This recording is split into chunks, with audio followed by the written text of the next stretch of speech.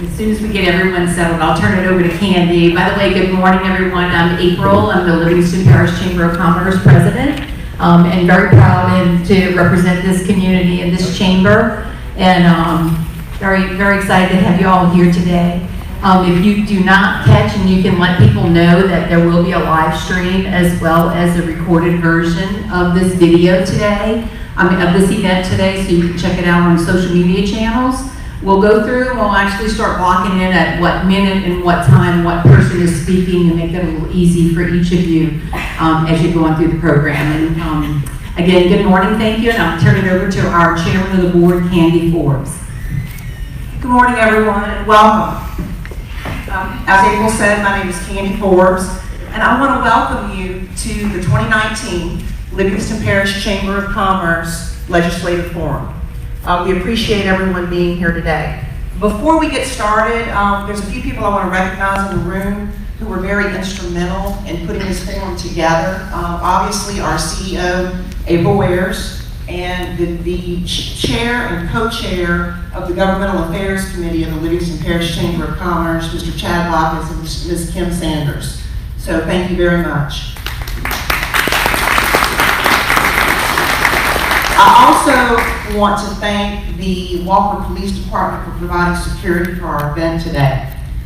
Today we're going to be hearing from candidates, 10 candidates in all. Actually, we do have someone who was unable to attend, so 9 candidates who are vying for seats in the Louisiana House of Representatives and the Louisiana State Senate.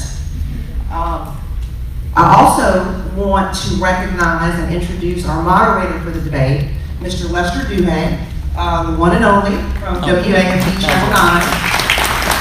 He came in today. He's going to lend us his considerable time and talent to hopefully make this a great event. Having said that, I want to thank everyone for being here, and we'll go ahead and get started, and I will turn everything over to Mr. Duhigg. Thank you. Thank you so much. All right. Well, first tonight we're going to be starting with an introduction for the Board of Elementary and Secondary Education candidates for District 6. They'll each come out one at a time, and they'll have 2 minutes to introduce themselves. The candidates are Ronnie Morris, Gregory Spears, and Vicki Tolliver August. So if they want to come up right now and give their 2-minute spiel.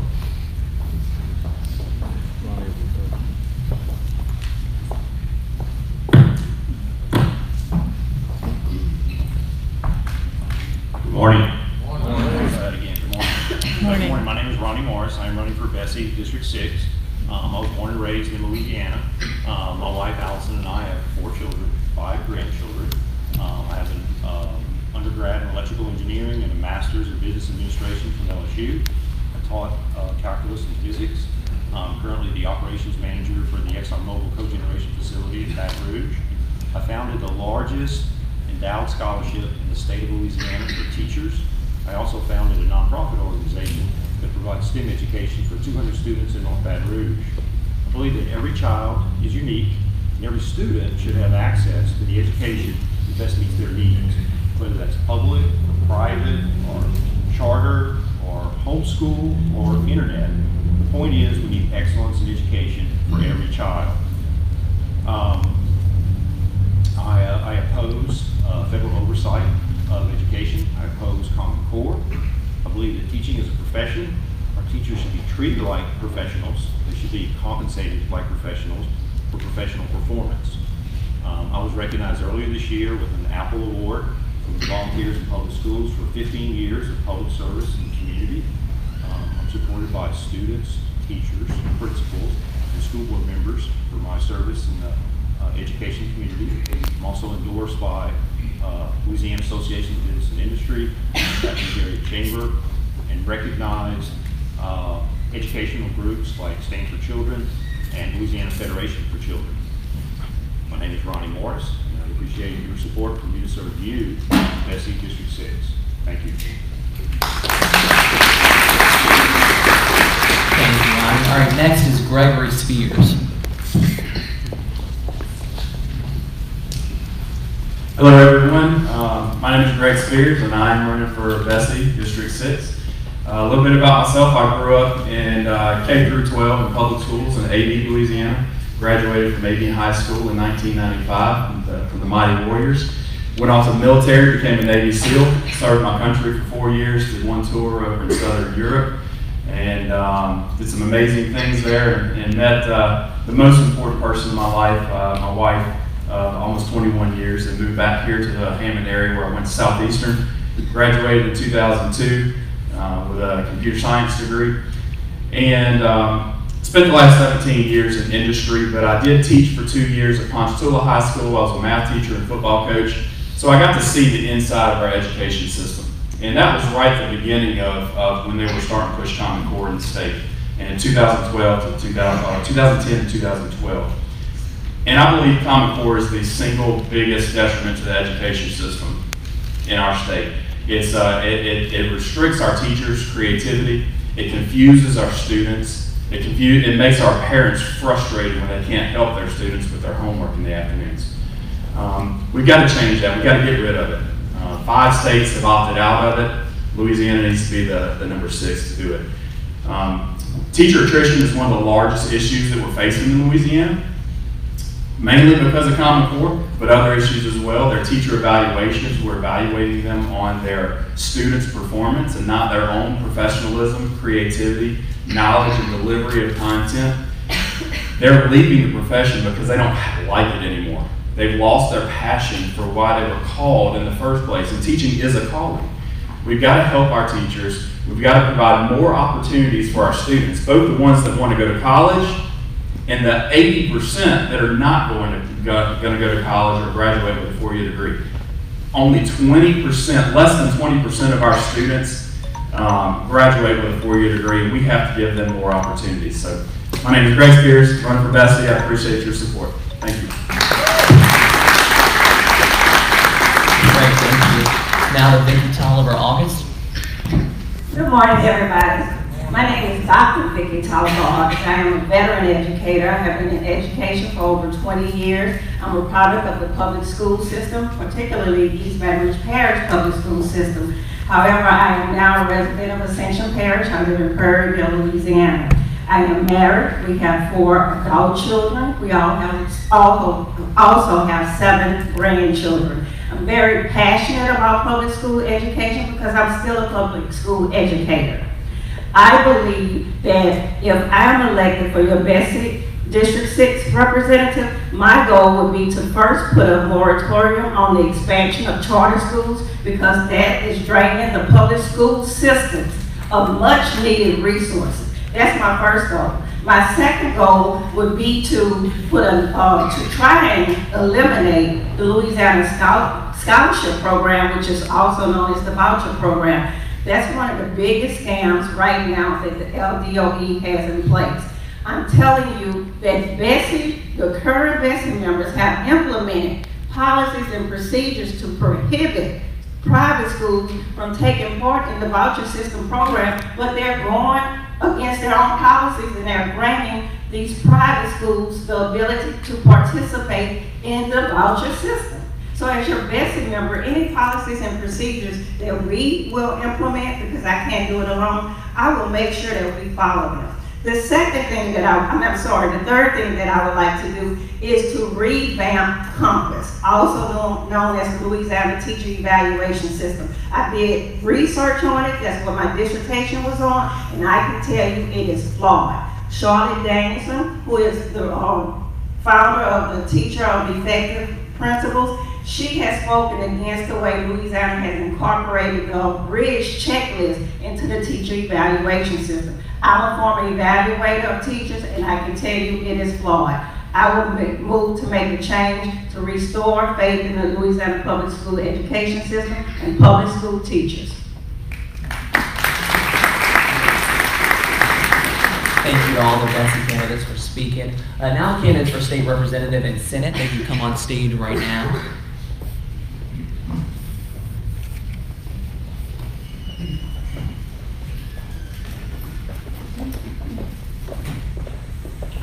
I'll give them some time. I'll just tell you if you want to say your name. If you want to say your name and what you're running for real quick, but nothing.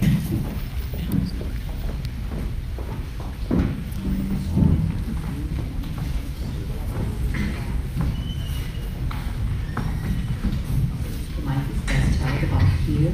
If you can hear yourself, it's better. maybe. You might want to do that. Maybe. You have to pass that mic over then.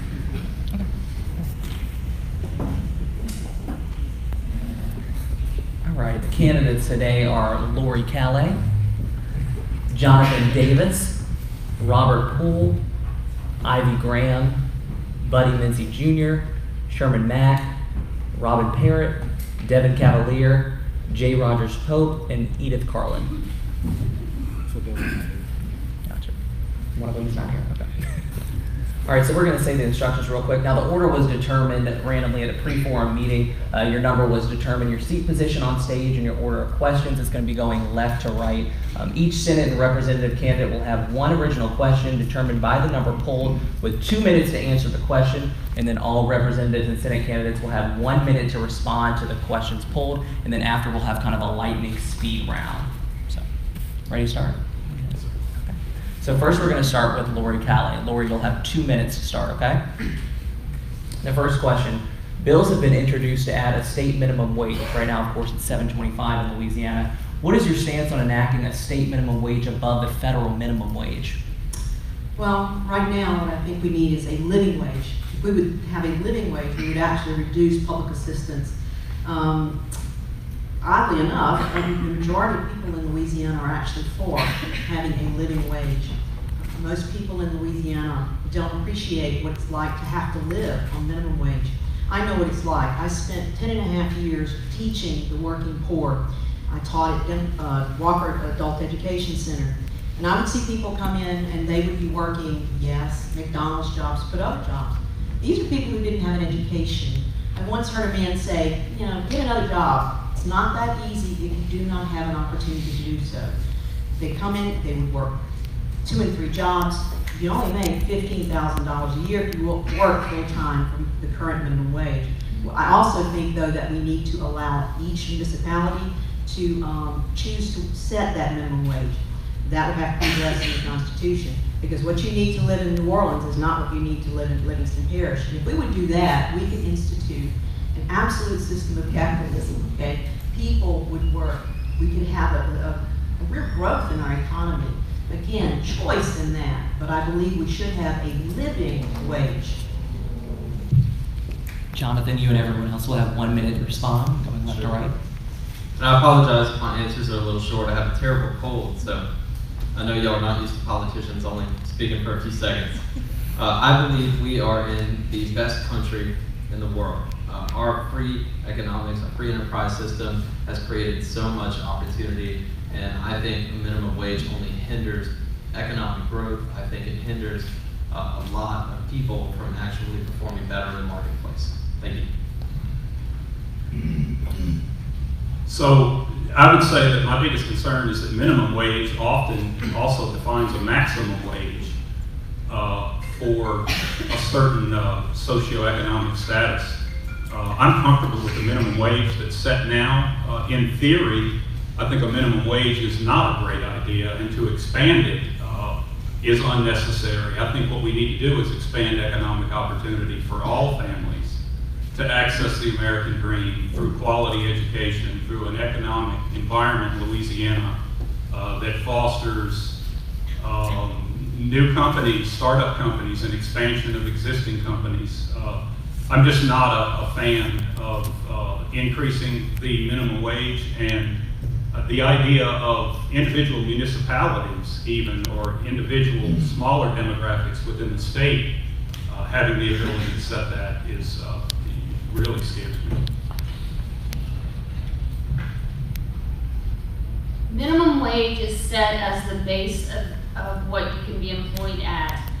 The whole point is that you know where you're going to start, and as you work and you gain experience, you get increase in wage. If you raise minimum wage, what you do is you raise the cost of everything else. So it's not giving the poor more money to spend, it's making everything else increase in cost. Minimum wage sets the standard for everything else. Increase minimum wage, everybody pays more money for cereal. It's not a good idea. Good morning, everyone. I actually have quite a good bit of experience on the effects of wages and the competitiveness out there in our markets. As a former superintendent, I was on a job site that probably averaged about 500 employees. on a given day. And now, as a member of the school board, we have the largest employer of the state, of this parish, 3,500 employees. So I know how the effects of wages affects all of us. But I'm a market, I believe in the markets, and I think the market drives our competitiveness, and I think this should be what we use to dictate our wages. One of the things I learned in the last 8 years being in the legislature is, no doubt about it, Louisiana's economy is fueled by the oil industry and the petrochemical industry. And there are very few, if any, that are working at a minimum wage level in that industry.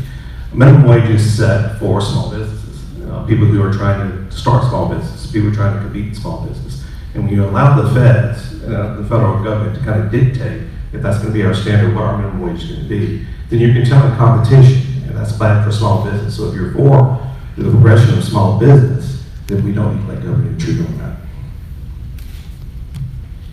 So when I was 16, I got my first job at Jack in the Box, and I worked there throughout college. And one of the things that I saw when I was working were older people that were either elderly or mothers, single mothers, and watching those women work 40 hours a week. And I had a woman that came in, she had breast cancer at the time, and she looked at me and she said, "Robin, I don't know how I'm going to afford my rent." And as a college student, I didn't have a lot of money, but I gave it to her. And I think that it's important that we have livable wages. This is something that impacts our quality of life, and I do agree with Lori that we can also make it local, just because that's something that each parish would be able to choose what the proper wage would be, but it does impact our quality of life. That's important. Thank you all for coming this morning. My name is brightest, and I'm also serving in the legislature at this point in time. Having dealt with this on 3 terms, it's a major issue. My philosophy on minimum wage is very simple. I think you have to go back and look at your businesses. Let those people drive what the cost of it is to do their business. If they want to pay more, they can pay more. If they want to pay less, they can pay less. I think it's our opportunity to provide those people that are working at minimum wage better opportunities through education issues. So I would support the fact that we need to go back to the local businesses to determine what their cost of doing business is for the wage. Hi, good morning. I have a unique perspective in that I grew up in a small family business. My mother owned a feed and seed store. And I know firsthand how difficult it is to make a profit. And to increase the minimum wage would put a lot of small businesses out of business, and it would cause workers to have their hours cut back. We've already seen that in other parts of the nation where they raised the minimum wage. The only way the businesses could stay in business was to cut back the hours of their employees. So everyone basically does not come out better if you raise the minimum wage. Also, I think that what we need to start looking at is to actually reduce the cost of doing business. The more government gets involved, the higher things cost. So if we can begin to reduce costs, then there's more freedom for business owners to actually pay higher wages. So thank you. Thank you all. All right, now we're going to go to the next question. Jonathan, you'll have 2 minutes to start, and everyone else will have 1 minute to respond. The next question is, many candidates will state that they are pro-business. How do you plan to improve the business environment and expand the infrastructure in the state to allow for more business? So I am a small business owner myself. I run direct mailing services, which does political mail and a little bit of corporate work. I have hired people before, and I believe that we need to cut business taxes, especially small business taxes, and we need to cut regulation. I think those are the 2 biggest things hindering economic growth in Louisiana. In fact, we didn't get much help from the state after the flood whenever businesses really needed it. Instead of proposing good policy, we actually had a gas tax increase that was proposed in a committee. And I believe that's the complete opposite of helping people grow business in Louisiana. Robert, you'll have a minute to respond. Thank you. Thank you. Sorry. So I too am a small business owner. I have the unique position as well of being the chairman of the Denham Springs Economic Development District, responsible for oversight of the Bass Pro project. So I think that the TIF concept is a great idea, and sort of an expanded, grand example of that is the ITEP program in the state of Louisiana. And I think that that is a marvelous, marvelous mechanism for attracting business expansion. That is the industrial tax exemption mechanism that we use.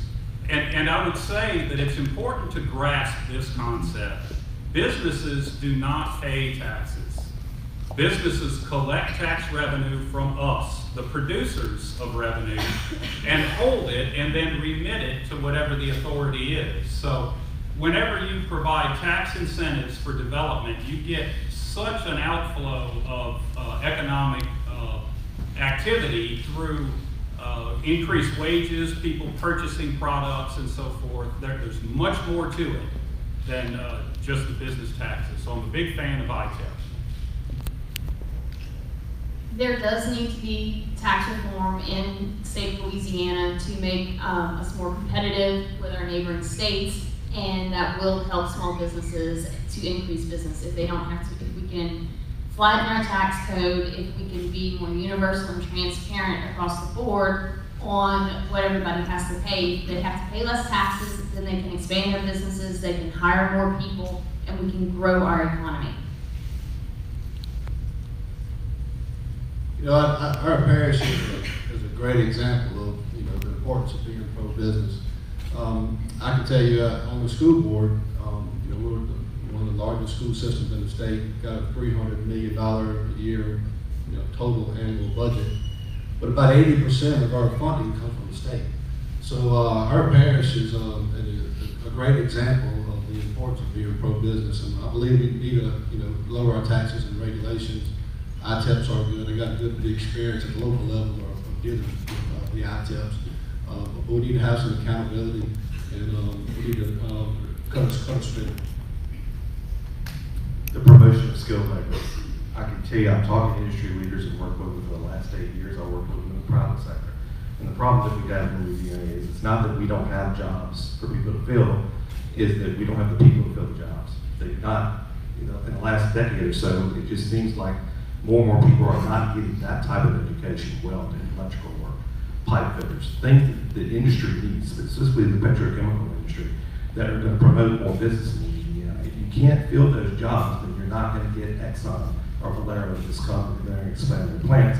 That's why we're losing jobs to Texas. We have to promote not only intellectual college education, but we need to promote more skilled labor in Louisiana as well. There's a shortage. So this campaign for me, being a former teacher, is my top priority is education.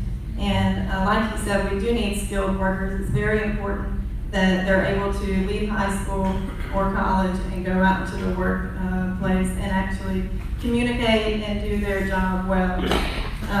I also would like to say, with the minimum wage, going back to that other thing, the small businesses, if we support them and maybe make some kind of limit where if you have a certain amount of workers, you wouldn't have to put that minimum wage on them. We do have other states that are implementing raising the minimum wage, and it has actually improved economic opportunity out there.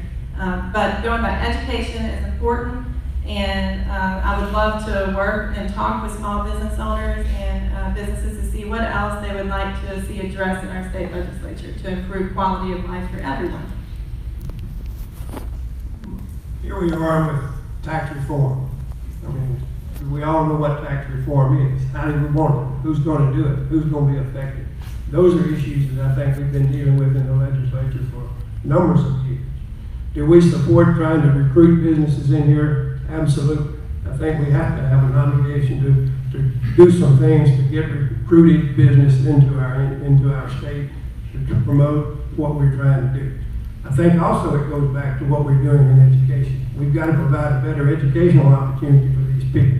You know, having served as your superintendent in this parish for 14 years, I know what it takes to do that. Knowing that I have an 88% voting record with Lobby this past year, I supported the big businesses.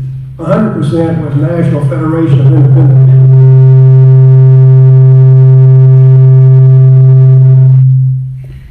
first time I've been blocked out. I've been blocked out a whole bunch lately. But I have a 100% voting record with the National Federation of Independent Business, and we'll continue to support business. Tax reform, I think it has to be, but who's doing it, when we're doing it, how we're doing it, I think all of us need cognizant of that. And I will stop. Thank you. I think we do have problems in being attractive to businesses outside of our state. I think that's why the economy is stagnant here, where the economies of our neighbors, Texas, Arkansas, Alabama, even Mississippi, is doing so much better than us. And I think that we have some really systemic problems with our tax code that need to be addressed. We can't continue to, pick and choose industries who we're going to promote and who we're not. So I think that what we need to look at is the hard issue of doing some real tax reform so that everyone could benefit, all businesses could benefit. And we're also, along with that, we're going to have to reduce spending, because you can't cut taxes without reducing spending. Our budget has grown by 25% the last few years, and we've got an out-migration of 68,000 people. So those dots don't connect to me, and as a problem solver, I would like to get in there and really find the root issue and bring some solutions. Thank you. Lori. My husband and I actually have owned small businesses for a very long time, most of our married life, which is about 40 years, that's forever. And what we know is that you have to address your small businesses as well as your big businesses. In Louisiana, we do backflips for our big industries. There's nothing wrong with that, but we do very little for our small businesses. And that, they are the heartbeat of our economy, and we must address our issues for small business. We need to streamline the regulations. Yes, we need to look at taxes, because no one likes to pay taxes, but we also want to make sure that we have good infrastructure, that we take care to have people involved. Education, absolutely. And I think we can do it, but we've got to work together and talk together in the legislature. Thank you. All right, now we're going to go to Robert. You're going to be starting off this next question. And we hear it all the time, of course. Livingston Parish residents complain about traffic and road conditions. A recent attempt by the state to increase a gas tax failed. How would you propose to fix the transportation infrastructure problems in Louisiana? So you couldn't give me a difficult question? As a city council member, I'm faced with these things all the time. So I'm not a fan for expanding the gas tax. If you look at the tax revenue that's generated now that is supposed to be earmarked for transportation and infrastructure, there's about 50 cents out of every gallon as a combination of federal and state taxes, the vast majority of which are going to non-transportation related issues, other administrative things and so forth. So before I would look at any sort of a tax increase, I would look at a more effective and efficient use of the tax revenue that we're currently producing. Each additional penny of gas tax produces about $30 million to the Transportation Trust Fund. So there is a whole list of priorities through the various MPOs around the state, the metropolitan planning organizations, that are good, high priority projects that would affect the state of Louisiana in good ways, but they're unfunded or underfunded because of a poor use of the tax revenues that we currently collect. I will fight as a state representative to get another bridge crossing over the Mississippi River. I think that's a priority.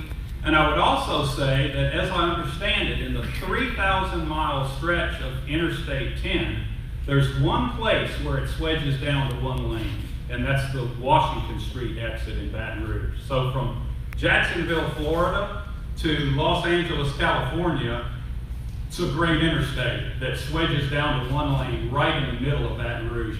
It's a bad design to begin with, and it doesn't matter how many times you repaint it, it's still a bad idea. So that revamping that is a big priority, and I'll work on that as well. Thank you. Out of our 20 cents of gas tax for the state of Louisiana, only 2 cents goes to roads and bridges. That's unacceptable. Raising gas taxes is not gonna mean that that money goes to roads and bridges, because it's not going to roads and bridges now. We need to look at DOTD, we need to look at their spending and move more of that money back towards our roads and bridges, because that's what we raised our taxes to pay for. There is proposed legislation that is floated around about moving money so that we can regain our federal match and get more money down for roads and bridges. And I would be in support of that legislation. If it goes forward, it has the potential to even bring money back to the parishes to fix local roads as well. So there's options out there other than raising taxes, and there also needs to be accountability to the departments for how they're spending our tax dollars. I would also be against the kind of increase in our gasoline tax. Although we all know that we have extreme needs in this parish and throughout the area for increased infrastructure. But we have to have accountability as well, and I think we need to maximize our accountability in the current DOTD. I think we need to work with our current delegation, the parish delegation, and do everything we can to secure funds in our area. From 2015 to 2018, we were able to secure about $65 million that was spent here in District 95, which is the Walker, Albany, Holden, and South Clinton areas.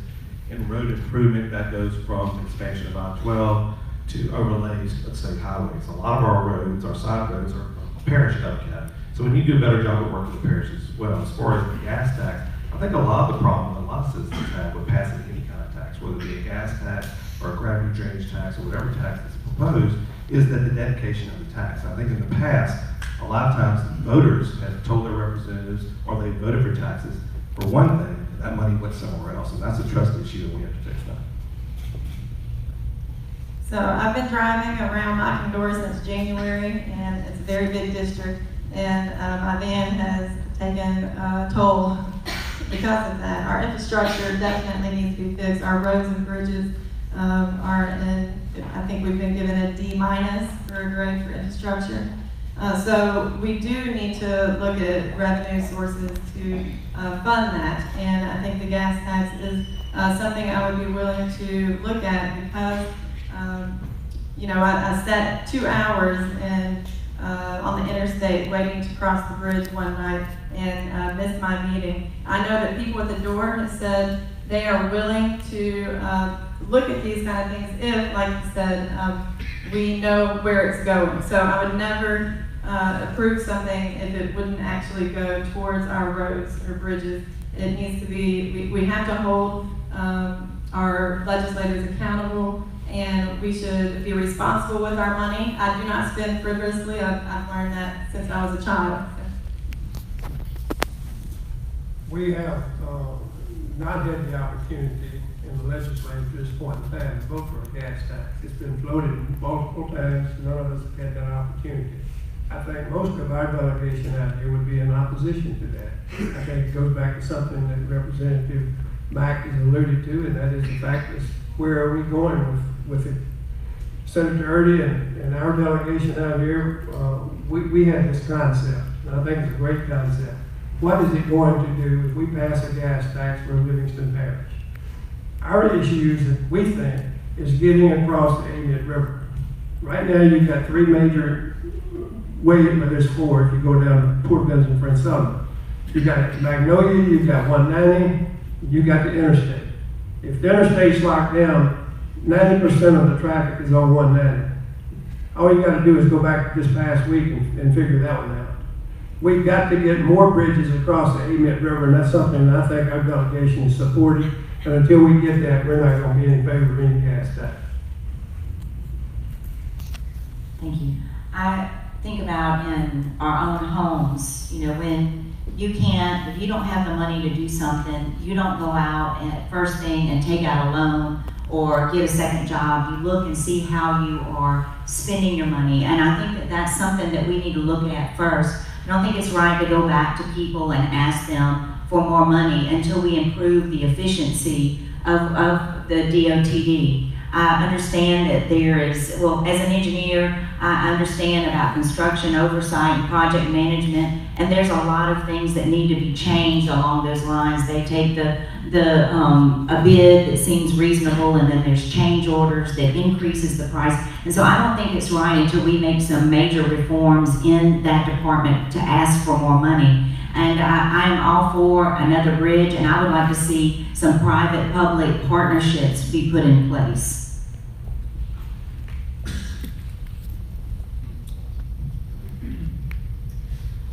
Actually, statistically in Louisiana, 67% of Louisianians don't approve actually of a very small, modest, maybe 5 cents per gallon raise on the tax. However, I can tell you 100% of us are saying, but we don't trust you to use it for that. And that's our problem. It's a big trust issue, and we've got to deal with that. We need to look at what we're doing with our current money, make sure that we're spending it on infrastructure, our roads and our bridges to address the concerns, because we've all been on these roads, we've all dealt with it, and we have to address it. But we must make sure that we instill trust. When we say we're going to do something, we have to do it. And until we prove that, I don't think we're going to go with the gas tax. So the gas tax in 2017 that I had mentioned earlier, I was actually in the committee lobbying against it. I decided 2 cents, but back then we had the number 11 cents floating around. 11 cents on the dollar that we were spending on roads and bridges, and that is completely unacceptable. We actually found out that the state police were getting raises, that they were spending money in the airport, they were spending money wherever else they could, and I don't believe, like many people here have said, I don't trust that the government is going to spend our taxes right, which is exactly why we need lower taxes, lower regulation, and more accountability. Thank you. Thank you. All right, now we're going to be starting with Ivy Graham for this next question. Business owners that collect sales tax in multiple parishes and taxing districts complain of a cumbersome and costly process they have to follow. What is your solution to alleviate this overly complicated process? Ivy, we'll start with you, and then Buddy, you'll have 1 minute to respond. Most other states have a centralized sales tax collection, and that has certainly been proposed in the state of Louisiana, especially with all of the internet sales. We have not done a very good job as a state collecting from those internet sales, because you do have to send everything through the parishes, and it becomes very confusing. If we centralized our sales tax collection, that would, so Amazon would know exactly where to send the tax money. It would give us an increase in revenue. And I would support a centralized sales tax collection for those reasons, so that we can capitalize on money that we're not receiving as a state that we are entitled to. I would definitely be against a centralized sales tax collection. We currently have an arrangement with the state where they collect for our DMV, and there's about a 10% error in what's currently taking place. We pay 1% to utilize their services, and if there's a mistake found, there's a whole harmless claim that we can't, the state, we can't touch them. It's up to us to go back to the individuals and recover that money. Right now, we have about $9 to $10 billion a month that go through our sales tax department. I think our parish sales tax department, which is controlled by the school board, does a phenomenal job. And I think if we do anything to another state agency, we're just going to lose government control. So I'll definitely be against any type of centralized state sales tax collection. And the compliment what they said, our school boards collect our taxes here, and if you implement a centralized system, then what is the process? How long is it going to take the state to get the money and allocate that to the local school boards? If there's a mistake, is there an appeal process? Those are things that I think are unanswered questions. When you have unanswered questions, then you cause a lot of people to have concern, or lack of better term, be scared. And the locals don't get the money anytime, and they can't assess their budgets and what they need to do for the following year. And so there's a lot of questions that have to be asked before we can do the central system, and it's just not the right time. So this is something I would like to do more research on. I have read articles where it's supporting making the sales tax centralized, and especially because of the online taxes. It does, to me, it sounds like it would be more efficient to do it that way, but I've also heard the local argument. So I see both sides, and this is something I'm not really haven't decided on for sure. I would like to hear more from business leaders and those that are impacted by getting that money in. I am absolutely 100% opposed to centralized tax collection. I'll say it for the following reasons. I think the school system that we have here, the taxing system that we have here is much better off locally, collecting the tax. I think it's a fair thing. I don't want to last our Department of Revenue. They do a great job over there, but they can't do the job that the locals do because they don't have the control. If a business sets up, we want to make sure that every business pays the same amount of tax that they're supposed to pay. And I think we can do that locally better than we can statewide. I would encourage us all, though, to think about what we've talked about here. It's all about taxes and monies. If we own services, somebody got to pay. Who's going to cut the spending? We've got to get every dollar we can, and we can do that locally better through a collection of sales tax or any tax locally. I think it's a very complicated issue that it's time to really dig deep into it and try to improve the efficiency of the way we collect taxes. As it was mentioned before, we have the issue with internet taxes, and that's very difficult for local governments to collect. The other issue that I think that we don't think about too much is if we want to attract businesses, in particular, let's say District 13 is a rural parish, and we want to develop economically. If we don't simplify our way of doing business, collecting taxes, we're not going to be attractive to other to new businesses. We've got, in East Baton Rouge, the parish collects the sales taxes here in Livingston and Tangipahoa. It's the school district. So if you have businesses in multiple parishes, you have to deal with multiple tax collection agencies. And so I think that we just need to take some time and make a deep dive and a hard look at this issue. I've been married to a CPA for 40 years. I gotta tell you, I hear about tax collection all the time. I hear both sides of it, the good and the bad, and this is a very, very difficult question. But one thing I also know is that we're gonna have to look at the fact that our online buying has increased dramatically. And so we're gonna have to see how efficient this is. Obviously, this is a very in-depth question. We need to study it. But in Louisiana, we're gonna have to change the way that we do things. Maybe a hybrid, it may be a different way, but I know that this morning I literally said, oh honey, I gotta get on Amazon and order something. And I didn't go to the store to do that. Now that's a shame, but that's our life. So I think we need to make sure that the best collection is done and it's the most efficient, and that's gonna take some study and some debate. I am a firm believer in smaller governments and smaller municipalities having more power. I think that really, I don't want to say I'm indifferent, but I do think that the municipalities should have their own choice in deciding whether or not they want to do it themselves, or if they want to opt into a program with the state, have them do that. So I would not support a centralized agency. My small business collects and remits sales taxes. I work with the petrochemical industry all across South Louisiana. My small business does. So I file regional taxes, municipal and parish taxes in 17 different parishes now. And that is a hassle, but it's not by far the biggest hassle that I deal with as a small business. There's much greater regulation that needs to be limited or removed from the backs of small business to make it profitable and productive. I, as a small business owner, could give you a long list of things that I would rather see than a streamlining on the collection and distribution of sales taxes.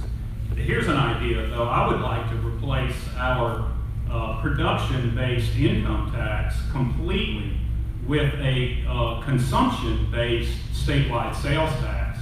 I think there's a way that we can do that to make that streamline an awful lot of these sort of logistic issues that a lot of us face. And I like the example, well, I'm told to stop. I'd love to talk more about that state sales tax in place of income. All right, we'll start with Buddy for this next question. Louisiana's insurance premiums are nearly the highest in the country. Businesses are impacted through high workers' compensation and general liability insurance rates. Individuals pay high premiums for auto and other insurance. Tort reform has been brought by state legislators as a mean to reduce the premiums, yet stall each other. What reforms do you propose to ease the premium burden? You'll have 2 minutes to respond. Well, there's no doubt that our insurance premiums and liability obligations are killing our businesses, but it's also hurt each and every one of us in our own personal pocketbooks. As a safety director, I'm a safety director for a construction company. I deal with these types of liabilities, claims all the time, and I know how difficult they are. And I also know from our company standpoint how tough it is for us to be competitive with other areas because of our high insurance requirements. So on a personal level, I had three young daughters, paying all them with insurance at one time, and it affects all of us, each and every one of us. So I've seen on a professional level, personal level, and on a school board level, if you consider the fleet that we have and the lawsuits that we have because of incidental accidents, there's no doubt that we have to do something. I would be in favor of tort reform. I think we have to do something to lower our premiums. One thing I would have to just caution on is, there's been question on how this is going to affect our judicial system. So I reserve the right to get more information on that from our local DA, from our judges, as well as our attorneys to see what that true impact is. But we definitely have to do something. I'm an attorney, and I'm going to tell you it's time that Louisiana lived a serious tort reform. Whether it be lower the jury threshold, we have one of the highest in the country at $50,000. To a maximum of maybe 5,000 to 10,000, or maybe even zero, to expand the prescriptive period to 2 years. Right now in Louisiana, you don't have a year to file a claim if your claim is not settled, whether it's damage to a car or whatever you have. And most states have longer than that. They have either a year and a half or a 2 year prescriptive period. So that's something we need to look at as well. But we seriously need to look at tort reform. I think it's long overdue, and it's something I will support. In addition to that, we also have the highest DWI rate in the country. That's going to raise your insurance premiums. We also have, in North Louisiana, some of the worst roads in the country. We have to do better at fixing those roads, lower the DWI rate, and we need some tort reform in Louisiana, and I'll support that. So I'm not an attorney, and this is not where my expertise is. I do agree that our insurance rates are too high, and I would like to see those lowered. I know that there is a commission that was working on finding solutions for that, and I believe we should look at those solutions and possibly pass legislation that will do that, not just ones that the lobbyists are bringing forward. As a teacher, my thing is education and making sure that we have high quality health care and affordable mental health care and addiction treatment. So that's what I've been focused on. The people at the door, that's what they focus on. But I do want to lower our insurance rates and improve quality of life overall. We did have the opportunity this year to vote on tort reform. I voted for tort reform to lower the jury threshold down from 50,000 to 5,000. I think it was a prudent thing to do, and I would do it again. However, I also think that we've got to go back and look at the people in the driving vehicles. We've got to be more safety conscious. We've got to do away with texting, driving. It's mentioned, we've got a lot of things we've got to correct as well as that to help our insurance rates. I think the companies that we get in here, we've got to protect those companies. We've got to work with those companies in order to make sure that we do the right thing. But tort reform is something I think we can do. I think it has to be done. It has to be done effectively and efficiently because we don't want to put everybody out of business either. Well, it's no doubt, if you've driven down the interstate, we have issues with lawsuit abuse. I have a friend that runs an insurance company, and one of her customers had a lawsuit filed against him because he was sitting at a red light and a woman was texting on her phone and walked into his truck. And so there's a lot of abuse that we need to deal with. We've got a lottery mentality that people have just accepted in our state that's not in other states. I agree that we need to lower the jury trial threshold and help bring some competition that's what's happening. We have very few insurance companies that are doing business, auto insurance companies, and so they're able to demand the rates that they are demanding. And so if we can bring some tort reform, then we can bring some insurance companies back to the state of Louisiana and actually reduce our rates.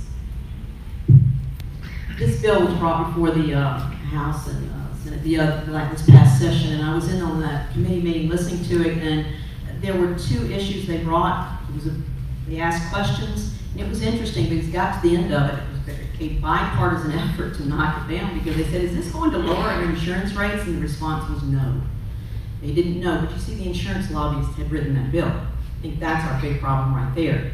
There's something else we can do just right off the bat. Did you know that if you are a service person and you were sent overseas, that you are out of, you don't have continuous coverage. When you get back, the insurance companies in the state of Louisiana can legally charge you more. They can charge a widow more, even if she's never missed a payment. We've got some common sense things that we can help people right now. And yes, we must address tort reform. So an argument I've heard against lowering the threshold is that it would back up the court system. And I haven't actually looked into that, but I would like to look at policies in other states where they have really good insurance rates and follow what they might have a threshold at and how long their prescription is. Thanks. So Jonathan almost stole my thunder there. This is a novel idea. If a next door neighbor is doing something that you would like to see done, copy their law, write your name into it, and then tweak it to fit your demographic. That's not rocket science. We are number 50 out of 50 in every metrics that matters, guys. We can't do any worse in Louisiana. So let's copy somebody else's law, let's tweak it, let's improve our insurance rates in Louisiana. I've heard people say, but you can't do that, the mechanism doesn't work that way. I'm saying scrap the mechanism. Let's do things differently in Louisiana. It was a Senate committee that shot down that reduction from 50,000 to 5,000. It was a 7-member committee, as I understand, and 5 of them were attorneys who are served by the very process that they're voting against to the detriment of us taxpayers. I'm not against lawyers, but I'm against lawyers making laws and then stepping into the private sector and getting infinitely wealthy off of the very laws that they've enforced upon us. I hand it to the attorney. I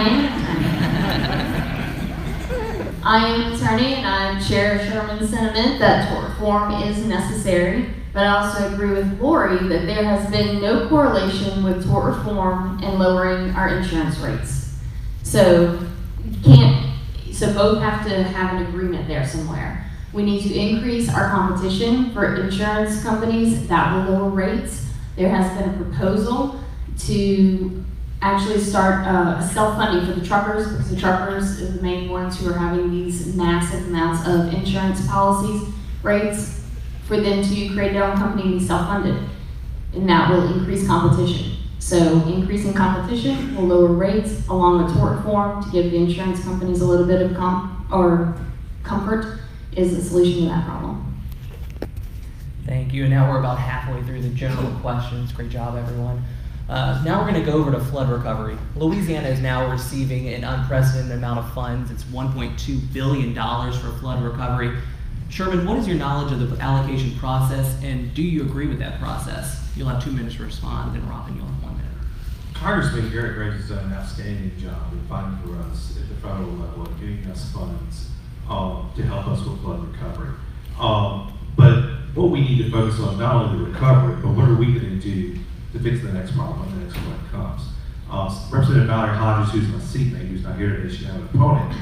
She did an outstanding job, and I was proud to support her in the Code Conversion Act, by which the governor signed off on, which we're getting some $50 million to try to do something with the Code conversion.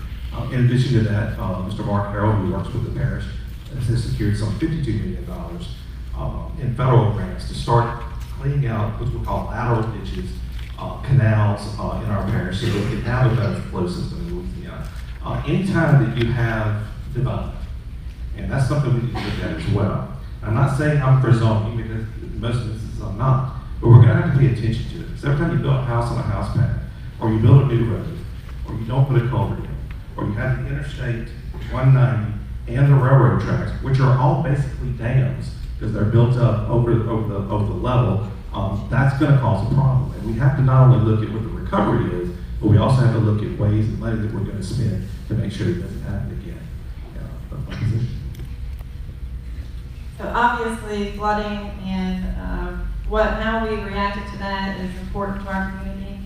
For me, I would like to work on all levels of government. We need better communication between with Congressman Gray, the state representatives, down to parish council and city council. And I think if we have that communication and we're educating the people like they did at the Walker City Hall, we got a long, good education the other night. But it was very informative, and I think that that's the kind of stuff that we need from our leaders so that people know how to respond. And we need to have infrastructure that is, prepared for the flood. We need to have more green space so that the water has somewhere to go. And we need to be thinking about the future and durable infrastructure that can withstand the water that will be coming.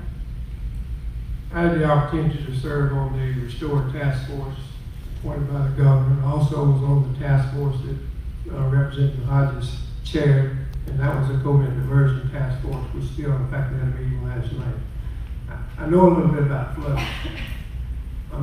Contrary to what you might have seen, read, or heard, Mr. Polk didn't leave anybody high and dry in flood. I want y'all to know that. He flooded in '77, he flooded in '83, he swam out in 16. So I know a little bit about how to handle water. And one of the issues that I think we had too much studies on what we're going to do. Now we have a plan. We've got the money to do it. I think we've got the right complex to do it. I think we're headed in the right direction. I think we need to keep the course. I don't think we need to deviate and where we're from going now, because we do have the money, we have the resources to get things done. I think we've got the right people in place to do it, so I would encourage you to keep what you've got.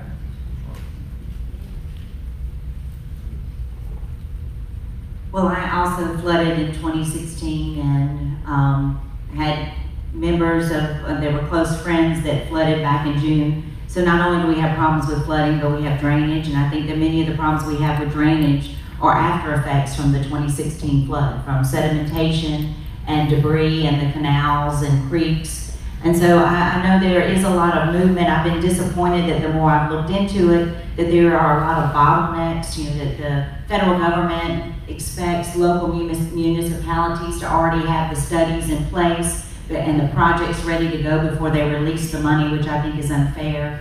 I've seen, in the past that when there wasn't a strong leader in place at the state level, that these things tended to go on the back burner, that there's always some other fire that seems to be hotter to put money towards. But I would like to champion the flood protection projects and also to look into those things that are not on the table, that need to be developed in the future. Like many of you now, my husband and I have a mortgage and a car note because we flooded too and we had to redo our property. So of course, everything at time it rains now, I'm paranoid. I go checking to see what's going to happen. So we have to deal with our floods and the ones that are coming, it's not going to change. And yes, we do have funds. The problem I see is I was on the internet trying to say, okay, I know we've got all these things. I know we've got funds coming in from FEMA and the federal government and the parish is dealing with it, but there was no central location that I could find to actually see what was going on. And I gotta tell you, getting on rants and raves in Livingston Parish is not the way to find out what's going on for your flooding, okay? And that's about what we've got now. So we need to definitely upgrade and allow modern technology. Let's use a little bit. Let's have it real time so that we can see what's going on and we can have a voice. As somebody mentioned before, Congressman Graves was instrumental in helping us get the funds for Restore Louisiana.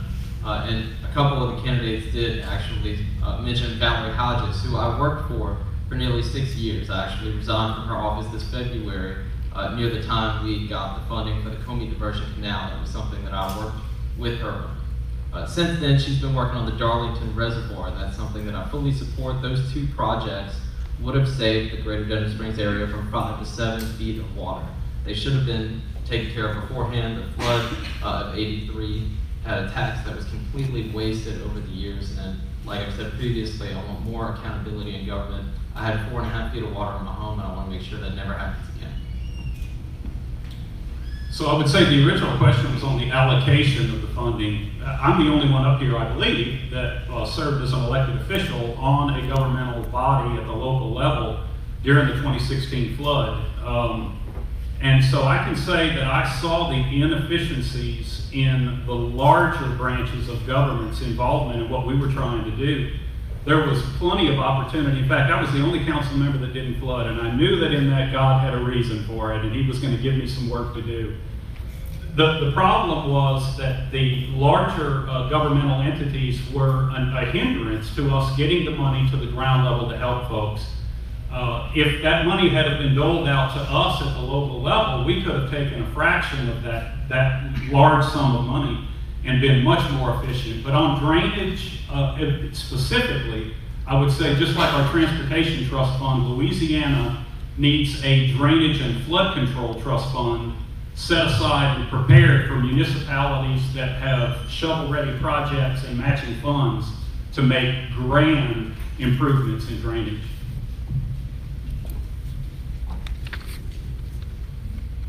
Flood recovery is still ongoing in this area. It is still a big concern. Everyone is always nervous anytime it rains too hard. And it is something that we need. We do have federal dollars coming down. We need to make sure that we are staying on track with these things so that our projects are ready to go, so that Coney can be finished, so we can finish the Darlington Reservoir to give some direct results for future flooding in this area. Continue to work with Restore Louisiana and make sure folks get their money, and all this is processed through this area. Be that voice between the government agencies and the people to make sure everyone is being held, taken care of afterwards. And the drainage is also a concern for everyone, and I agree with Edith down there that I think a lot of it is the result of leftovers from the flood of 16. As the parish is going through dredging and cleaning, I think that will help resolve a lot of those issues as well. Well, this is one of those topics I wish I had no knowledge of, but I can tell you I've lived close to the Aiden River all of my life. Ever since I can remember when floods come around, high waters come around, I was always sandbagging, pumping out houses all night, repairing houses over after flooding. I thought I knew what a flood was all about, but until water rolled in my house, I had no idea. But I can assure you that I know now, and that drainage and flood prevention is going to be one of my priorities. I'll also tell you that as a school board member, I know the effects on agencies. We had 19 flooded sites. We had about $100 million in loss. 95% of that was in the Denham Springs area alone. So drainage and flood prevention will be a priority for me. We need the code meter diversion. Code meter diversion is only going to give us 5 to 7 inches, plus or minus. Darlington Reservoir is up to 5 feet in the Denham Springs area. So we really need to get behind that project. All right, thank you. All right, Robin, we're going to be talking about workforce now. Workforce and employee talent issues have plagued businesses and continue to get worse. How do you propose to stop our best and brightest from leaving the state for Texas and other locations? You have 2 minutes to respond. Well, being a former teacher, this is something that I saw. I had 9th graders coming into my classroom that were reading on a 2nd grade reading level. And it's not acceptable. We have to do better with our public education system. I would like to make sure that we have high quality schools for every child to go to. And it shouldn't be that you have to fill in a lottery to go to the school next door. Thankfully, Livingston Parish, we don't have to do that. But it could possibly get that way, and I want to make sure that we protect our public schools. Another thing is higher education. I was able to use COPS to get through college, and I think that we need to keep that protected and make sure that maybe have something in place for when they get out and actually draw jobs to us like technology that will keep them here. I know we've had, my husband is a data scientist, and that's something that they're always wanting us to go to Texas or California. And so we need to be innovative with drawing new industry here and not just sticking with the same old thing. leave it at that. Well, I know a little bit about what needs to take place, I think, in education in order to get workforce here. We all know the importance of a good worker. We all know what they do. We also know that there is an inadequate number of qualified workers in the state now. I think we can probably provide for that, and I think that not even, not statewide, I think we're doing a decent job with this. Locally, we're doing, I think, a better than adequate job. We're doing a really good job with our high schools and preparing people to go out and getting them a CNA degree prior to, so that they can go to work immediately, if in fact they don't choose to go to a 2 or 4 year university.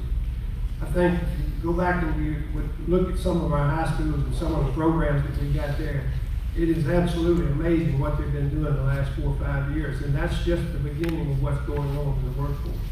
We've got a plan. I think we need to carry the plan out. I will tell you this, that people leaving the state, I think that was part of the question.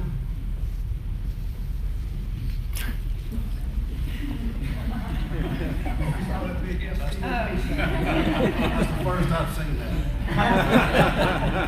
Well, it's true, we do have a brain drain where we're investing in TOPS and education, and we're seeing our young people leaving our state. I have a daughter that's 22 in college, and I would like for her to come home, you know, and raise her family. I don't want to have to fly to go see my grandchildren one day. So there's the only way we're going to keep our young people here is to provide jobs for them. And I think that we need to focus on economic opportunity. The reason people are not expanding their companies, they're not coming here. I mean, we just recently saw what happened with ExxonMobil with the ITEP hearings. They were vilified. And Exxon has contributed so much into the East Baton Rouge Parish, and then many people that live out here work for them. So we need to strike a balance, and I'm all for education. I'm a product of public school education. I graduated from LSU, but we also need to look at what kind of opportunities what kind of culture we're creating here for businesses. Workforce retention, you know, we lose our best and our brightest. We've lost our best and brightest. All of my daughters are in other states because they can make more money. And as women, by the way, they can make more money in other states because they're paid equally. So one of the things we need to address, though, is how we do overall, and I think we've talked about that. It's a multi-pronged issue. We have to look at our education. We have to provide a trained workforce. We have to have infrastructure that addresses the needs of this particular state, and we're not doing that adequately. Because if we do those things, we have made a fertile field for an industry to come here. But we can't just look at it as one thing. I think we can do this. And by the way, I'd like to do it as fast as possible because my new grandson lives in Hawaii, and I'd like to see him a little bit more. Okay. First off, I think if we want more people in the workforce, people need to stop majoring in gender studies. But after that, on the government side, we need to deregulate, we need to de-tax, we need to give incentives for people to actually be here. ITEP was mentioned earlier. Exxon would have provided hundreds of jobs to people in Louisiana if only they would have stayed. So we need to stop running businesses out of Louisiana. Thank you. So on the question of retention of your best and brightest, again, there's only one answer to that, folks, and that's economic development. The jobs have to be here that are attractive to our young people that are graduating, not in gender studies, but in engineering, in accounting, in business, in real degree programs that offer promise. There's nothing wrong with us supporting our petrochemical industry. We have the second largest petrochemical conglomerate in the world right here in Louisiana, and that's something to grab a hold of and be proud of. Our petrochemical jobs, I know lots of folks that graduate hourly wage jobs, not graduate, retire from companies like Exxon with $1 million in the bank. That's nothing to sneeze at. So I would continue through ITEP, through expanding tax break opportunities to get businesses here, to develop businesses that we have, to develop new businesses. Look at what we did with the movie industry. A little creative thought in tax law has everything to do with economic success. It's not rocket science. yes, to keep our kids here, we do need to grow our businesses, and we do need to incentivize our businesses to expand and offer more job training, so as those better jobs or those promotions come up, they can offer training through their workforce there. And the answer is taxes. The answer is ITEP. The answer is these incentives for businesses to clean our tax structure, to make it more fair, make it more clear, and give incentives for growth and that sort of thing, so that there are jobs, these businesses can expand, and there are jobs for our kids when they graduate. I think the answer to how we're going to prevent people from leaving our state, our great state, and going to other states is a lot of the same reason why we're here right now. Each of you is we need better state government, and we have got to elect the very best state legislators that we possibly can to go up there and represent us on these issues, but every single issue that we have. I know the importance of TOPS. Last December, I had 3 daughters that were in college. Thank goodness one of them finally graduated. But I work workforce development and education, of course, for the school board. I'm also on the advisory committee for Southeastern. I've been on a 16-year industrial-driven advisory committee to advise my college that I graduated from on workforce development. And of course, our parish, our school system, we also have a relationship with North Shore. But to keep our best from leaving, we've got to have better government. And we got to elect the best possible people. In simplistic terms, you have to make it economically more attractive for our young people to stay here. And one of the ways you can do that, probably maybe the most important way you can do that, is stop rewarding mediocrity. What I mean by that is the middle class in Louisiana is the rock for which we stand on. And we have to ensure that those middle class workers are bringing more money home and investing in their families than they're giving the government to run other programs. That's what we need to do. We're one of 8 states that's losing population, and we're one of 6 states that makes it so hard on the middle class, we're in the top 6, that people are leaving. We have to do something about that. We have to believe and instill in our young people, not only when they're graduating from college, when they're graduating from high school, when they're at home, that you rise on your own merit and you do not depend on government to do it for you. Thank you. All right, we're going to start with Mr. Poe for this next question. We're staying on the topic of business here now. The state of Louisiana is ranked as one of the top 10 worst states for its business tax climate. What reforms would you propose to encourage businesses, and we just went over people, to stay in and locate to Louisiana? You have 2 minutes. Well, I think that we've got, as we said earlier in our comments, that we've got to provide some incentives for business, not just to come here, but to retain the retention of those businesses here. I think what we can do, though, excuse me, give my tab back, please. Okay.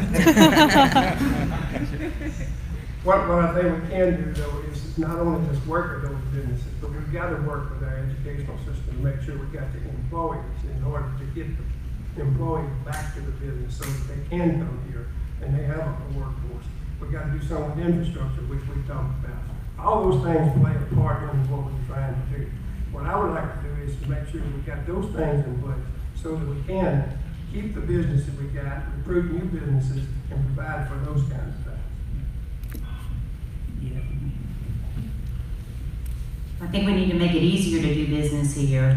Our businesses have to deal with, well, first of all, I think getting rid of the franchise tax, which is basically the privilege of doing business here in Louisiana. We are highly regulated with all our occupational licensing, which is basically another tax.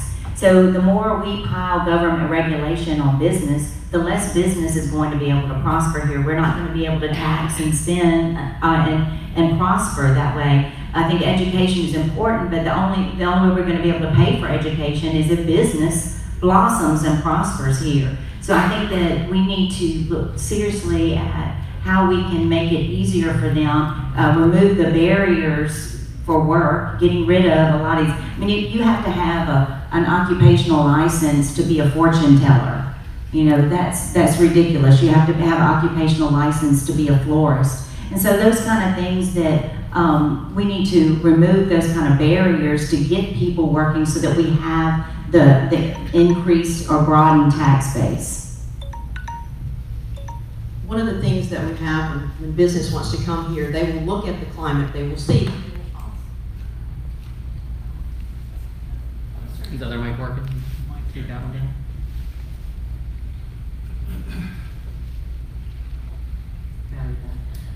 One of the things that we need to do with our industry is when they want to come here, they need to be attracted to it. And they're going to look at your education. Do we want our employees, they're going to come here, and if they see a bad education system, they're not going to want to do that. We can't bring their best and their brightest with them. They also need to look at our infrastructure. Can they get their product to market? Can they get it to wherever they need to go? And so they need to look at a lot of those things, because then they come in and check out the rest of the stuff. Is this the place that we need to be? And I think we need to address our workforce issues in the sense of having an educated workforce ready to go, ready to hit the ground, and having infrastructure that is amenable to have industry to come here. And if we can do those things, I think we can start to attract bigger businesses and better businesses.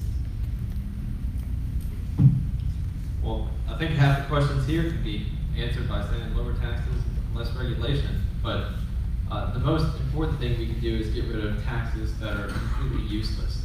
I know the severance tax is something that hits the oil and gas company, and they get taxed on everything else just like us, and that's a special tax targeting them. We have a lot of people that suffer with an inventory tax just because they have products that they're trying to sell to us and compete in the free market. So I think if we have a better and competitive tax structure, we can do that. So let's think outside the box. Let's think in terms of something grand.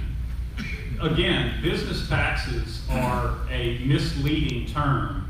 Businesses do not pay taxes. Businesses collect taxes from the consumer, hold on to it, and then forward it to the taxing entity. So what does that mean? It means that business taxes are a hidden tax upon you and I. There's no other way around that. So in my idea of a consumption-based tax, a progressive consumption-based tax, as opposed to a regressive income tax, the taxation on businesses become a real tax that we pay at the checkout counter, getting rid of business taxes, and the economic development that would follow that is unheard of. The net effect on the state treasury is zero.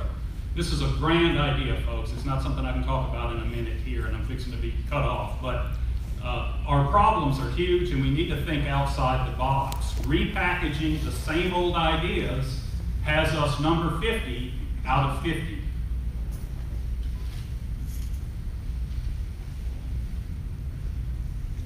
We need to lower the regulations or de-license a lot of these businesses. You don't need licenses to braid hair and all of these other things. This does hinder business growth. This does hinder business growth. The franchise tax, the corporate tax can be lowered. Just as Jonathan said, the inventory tax, the severance tax, we micro tax everybody in the state of Louisiana. We don't need to be doing this. We can have a cleaner, flatter tax system so that everybody knows from the start what you're looking at, what you're gonna be budgeting for tax-wise, or collecting from the consumers tax-wise. That will make us more attractive to our neighbors. That will help grow businesses. There's a lot of talk about cutting taxes, and I'll be the first one to join that. But I think it's also a bigger picture for us. We have to demand accountability and demand efficiencies in all of our government, and we need to before we just cut taxes, we have to do better with the taxes that we are collecting. One thing that our parish has been utilizing is the ITEP program, and the ITEP program has been a good program for us to try to attract and bring in manufacturing. But we have to be cautious with that. There's a move to bring ITEPs back to state level, state agencies, and we don't need that. We need to have government control, local control over what we do with our ITEPs in our parish. Agency in Baton Rouge cannot tell us how ITEPs are going to affect our fire departments, our schools, our sheriff, our roads, parish council. So we need to maintain local control over our ITEPs.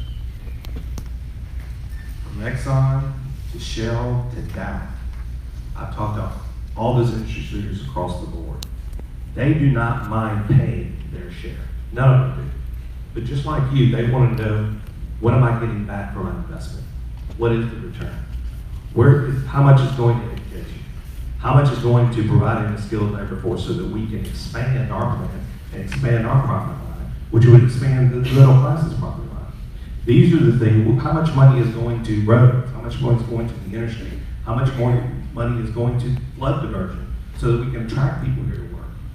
Industry doesn't mind paying their share. They just want to know what they're getting in return for their investment. And that's just like you sitting here, and I think that's something we need to do a better job of.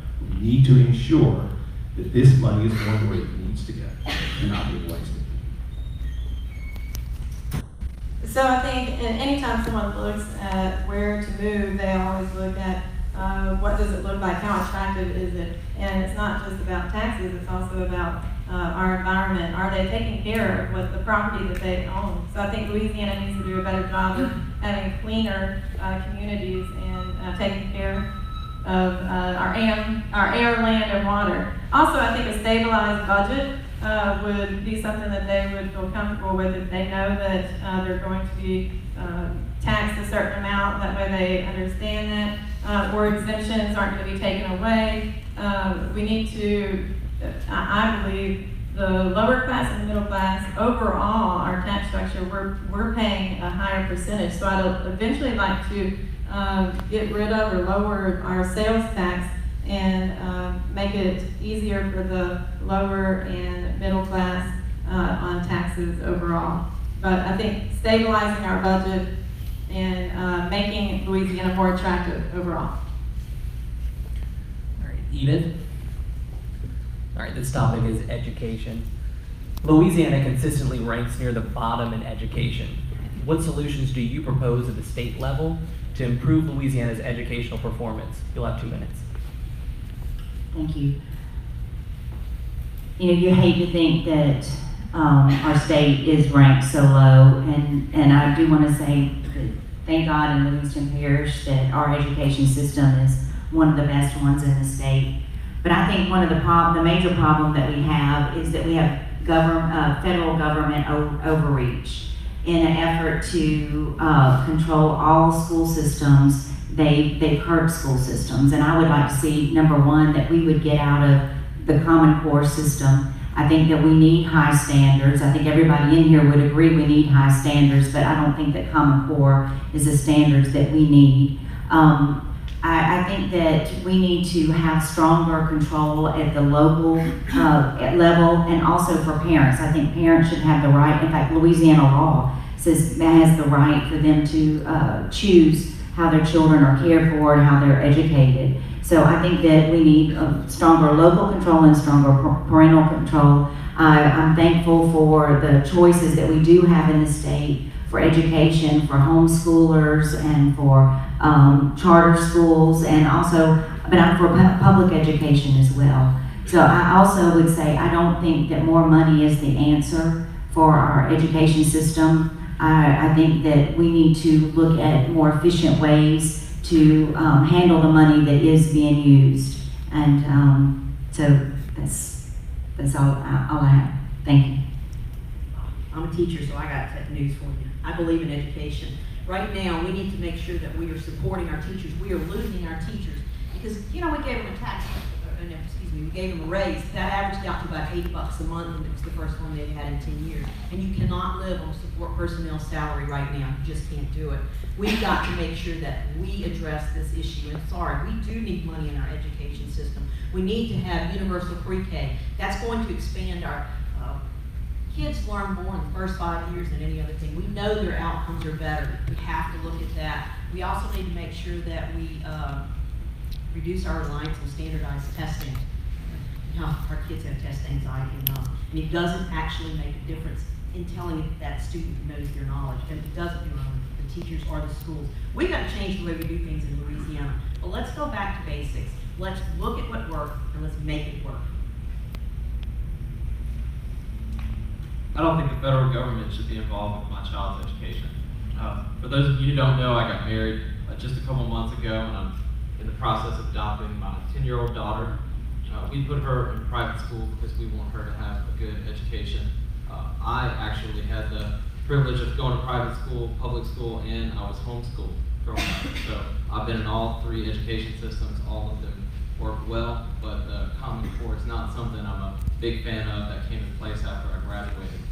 Now, I think the parish government, or I'm sorry, the school board of the parish needs to be a lot more in charge of our education than the federal government and than even the state. Thank you.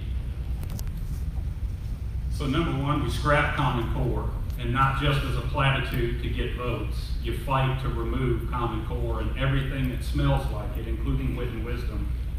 You fight to replace John White, not because I don't like John White, but because we're number 50 out of 50, and he's been there long enough.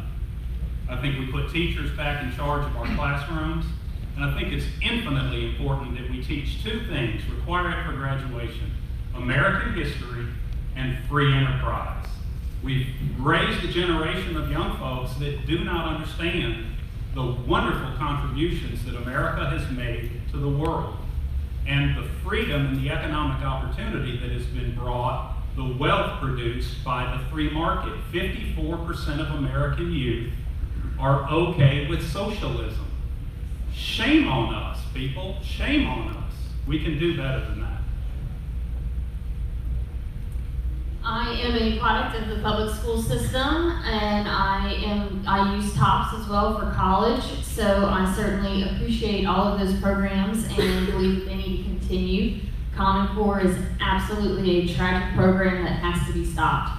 We aren't allowing teachers to teach anymore. They just have to teach to the test, and that is a problem. That's not a learning environment. That doesn't encourage free thought. That just makes you a little machine.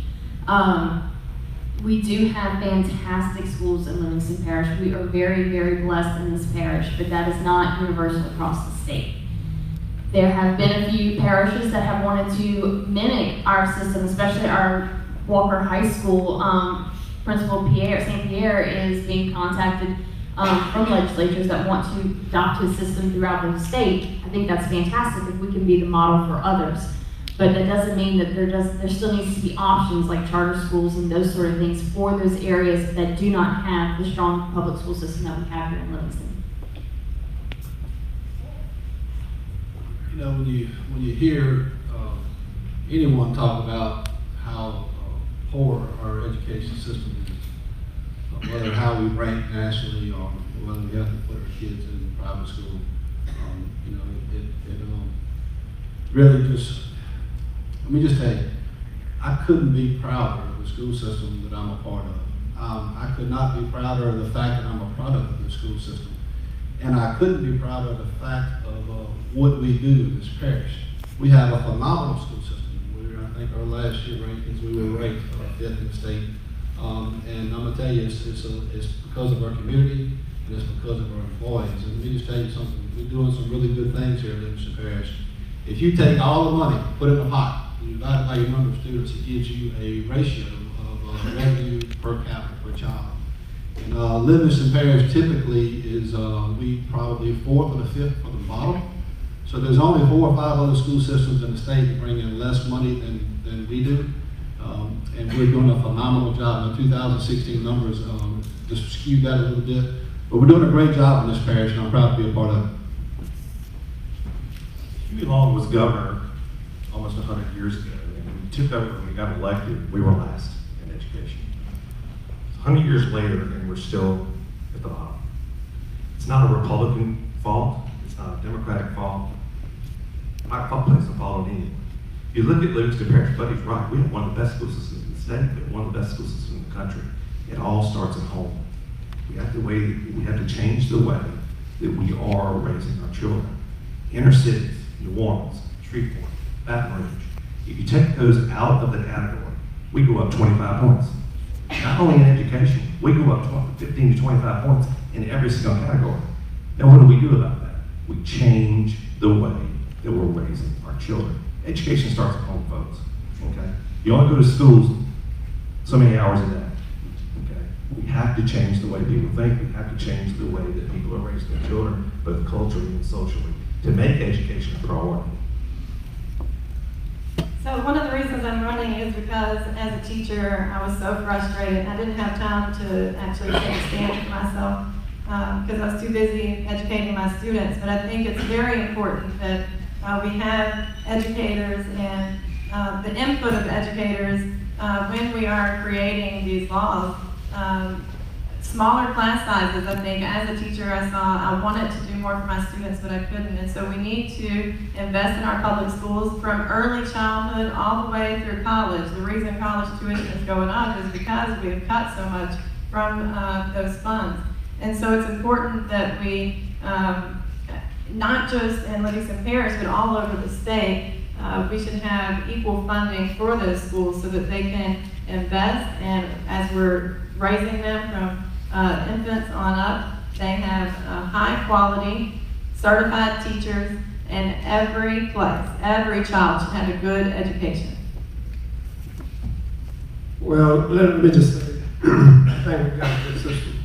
That's neither here nor there. What I think we need to do is get the federal government out of our business. We need to get the state government out of our business. And we need to let the local school board members that you elect dictate and determine what we're doing and what we are getting. And if they don't get the outcome, then you replace them. That's simple. But we can't depend on the federal, the state government to tell us how to do things. Let me just say, one of the things that Rogers Pope is fighting today in this election is outside forces coming in here wanting to take over, not just our school system, but other things. One of the issues that he's dealing with is these outside things that you see and read and hear about because of what he took, the stance that he took against Common Core and other things in 2012. He's fought that since 2012. I'm glad to see some people up here on board with this now, understanding now that they understand what Common Core is about. I've been fighting this for 8 years. I'm not going to stop this yet. I'm on the road now. But let me just tell you, we got a system. We got to keep it going. And there are other things out there. We better keep the forces out of bay. We better keep them at will. All right, for this last question, we'll give each of you all 1 minute to answer. It's still part of the general question. Edith, we can just start with you for this. Each year we hear about mandated constitutional budget constraints of funds and dedicated pools of funds. It's been argued that a constitutional convention will dissolve the blankets of protection and better prioritize state funding. What is your position on a convention? You have 1 minute to answer, and then we'll go to Lori.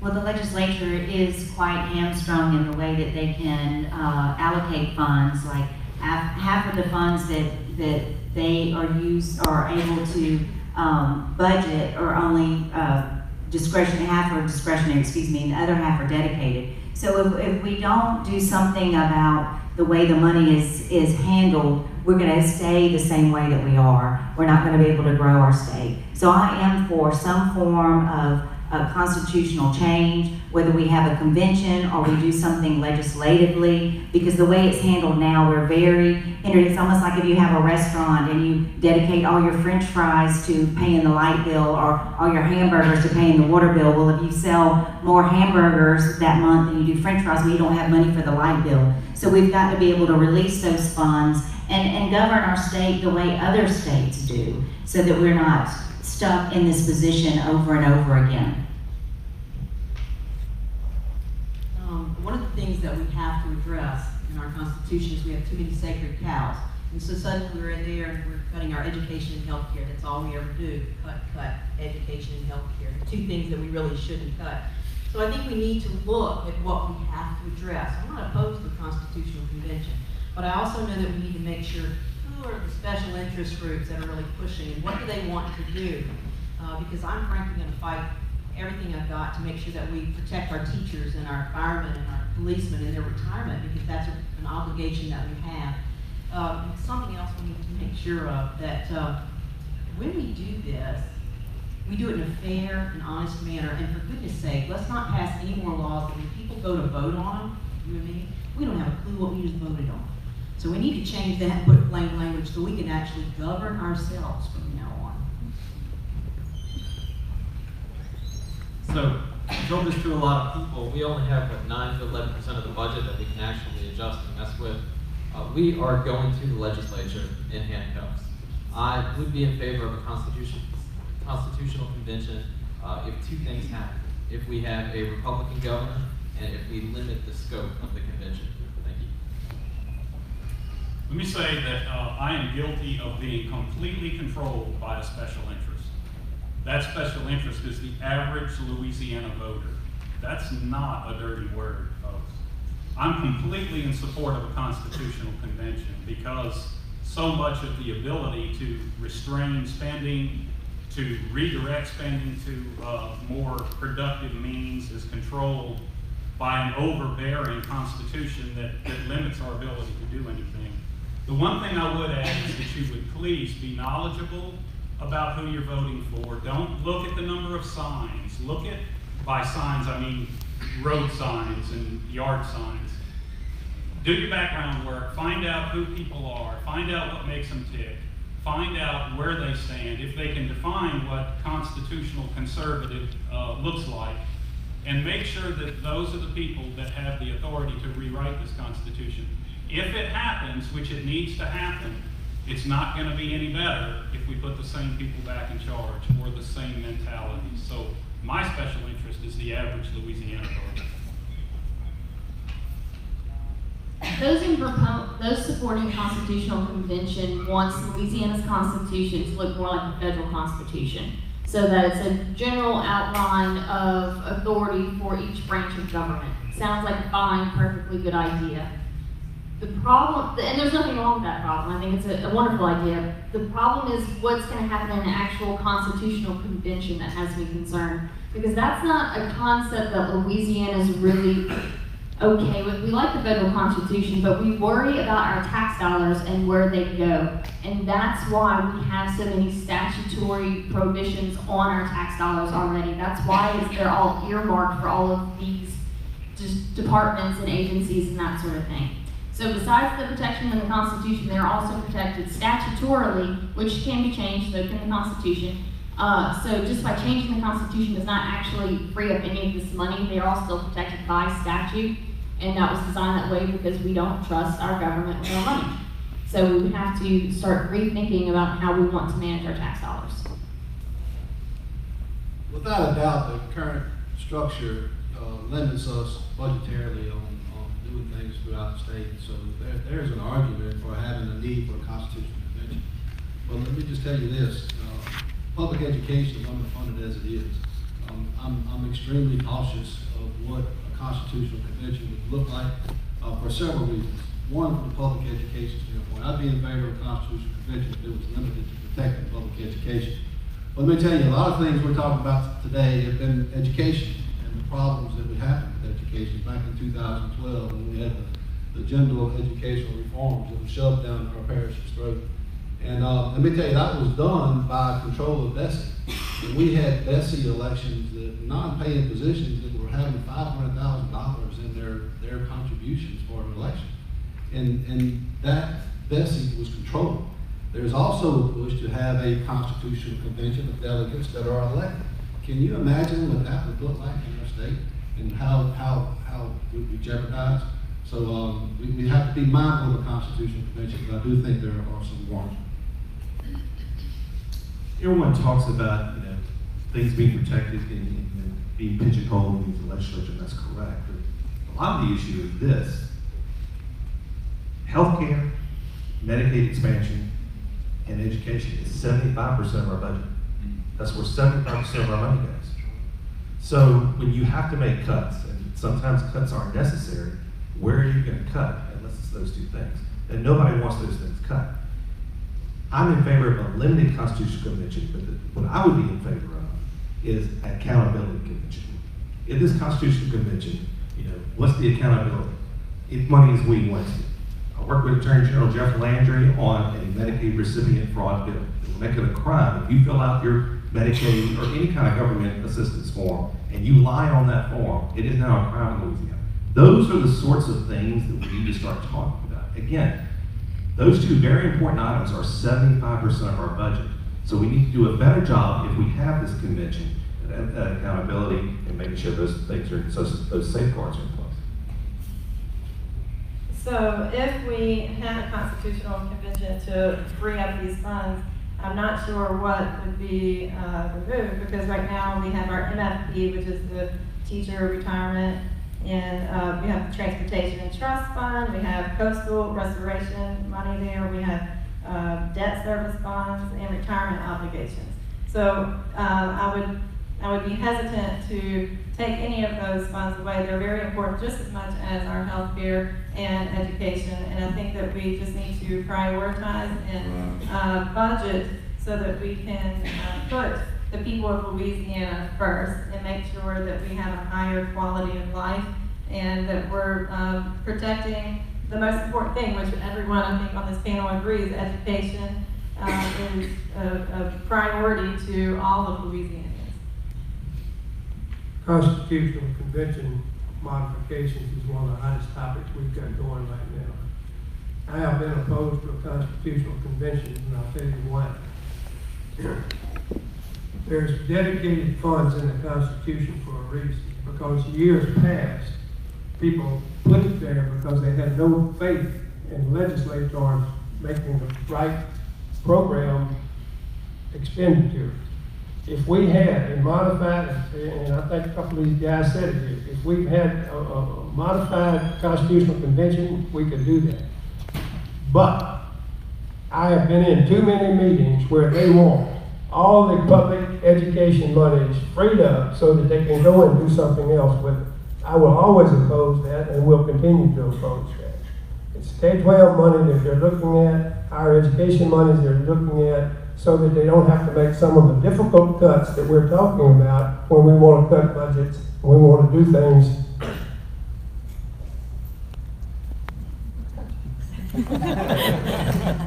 I'm a slow learner, but I can, STOP is always going to be stopped. I get it. All right, y'all, now we're headed to our speed round that was into the general questions. We're going to start with Lori, and this is just basically yes or no. You don't even need a mic pretty much, but you can just blurt it out. Again, just yes or no questions, and we'll kind of go down the aisle.